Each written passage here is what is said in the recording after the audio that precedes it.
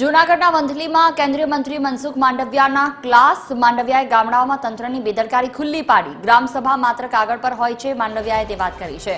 કેન્દ્રીય મંત્રી મનસુખ માંડવિયાએ લોકપ્રતિનિધિઓને અપીલ કરી છે। લોકપ્રતિનિધિઓને ગ્રામસભા યોજવા માટે હાકલ કરવામાં આવી। અધિકારીઓને ગ્રામસભામાં હાજર રાખવા માટે માંડવિયાએ ટકોર કરી છે।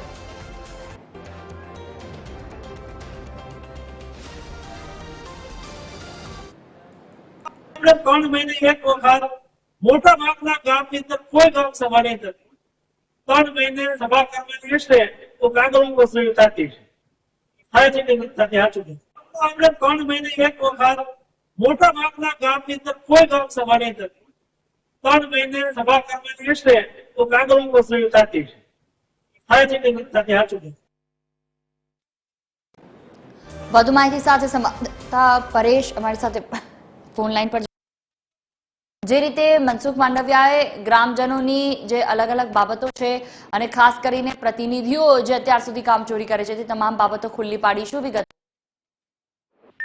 ચોક્કસથી જણાવવામાં આવે છે કેન્દ્રીય મંત્રી મનસુખ માંડવિયા જૂનાગઢ જિલ્લાના પ્રવાસ તેઓ આજે વંથલી ખાતે પહોંચ્યા હતા। વંથલી ખાતે કેન્દ્રીય મંત્રી માંડવિયાએ ક્લાસ આપી દીધા। લોક પ્રતિનિધિઓને હાથીમાં નિવેદન પણ આપ્યું છે। ગ્રામ્ય વિસ્તાર છે, ગામડા છે, તેમાં ગ્રામ સભાનું આયોજન કરવામાં આવે છે।